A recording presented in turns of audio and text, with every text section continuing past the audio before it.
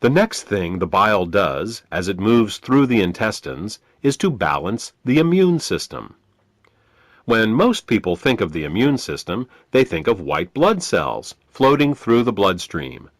But over 1/2 of the immune system is actually located in the intestines. The job of the immune system in the intestines is much more difficult than that in the bloodstream. Infections only rarely make it into the blood, but every day our intestines are exposed to millions of parasites, bacteria, and fungi. Because the intestinal immune system is continually at war with these microbes, it is much easier for it to become overly aggressive and start to attack our own tissue.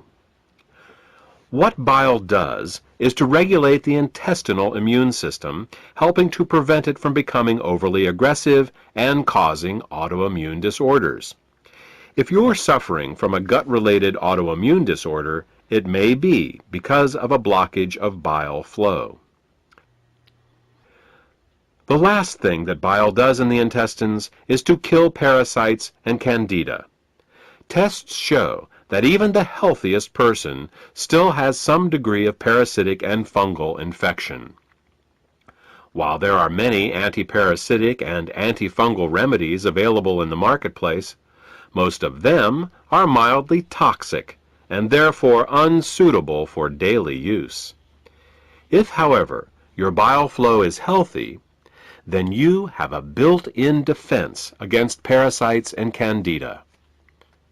Well, that about covers what bile does to maintain the health of the intestines, and what happens when bile can't get into the intestines in proper amounts due to the presence of biliary sludge and gallstones. Now, let's turn our attention to what happens when biliary sludge and gallstones cause toxins to back up into the bloodstream. Just as the kidneys remove water-soluble toxins from our bodies, the liver removes fat-soluble toxins from our bodies by putting them into the bile.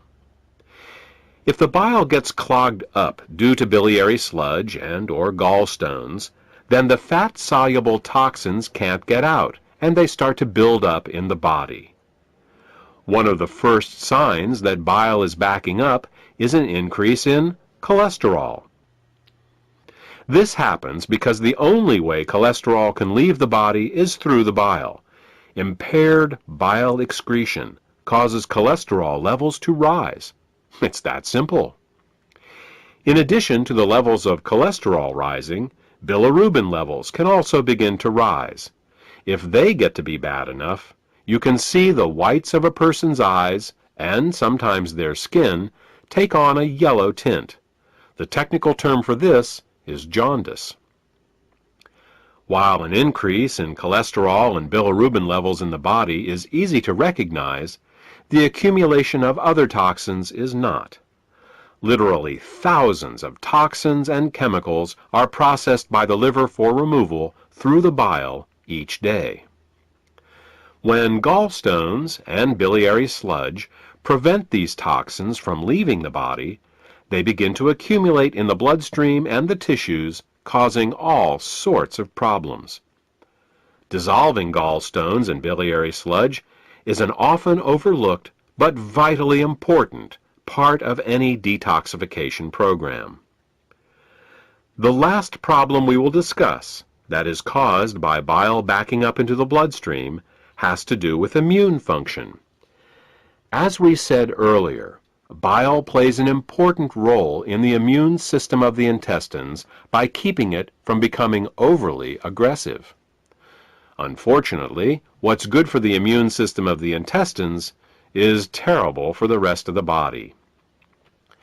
Studies have shown that when bile acids are present in the bloodstream, they inhibit chemotaxis and phagocytosis. These are fancy words for how well white blood cells can locate, move towards, and swallow infectious microbes.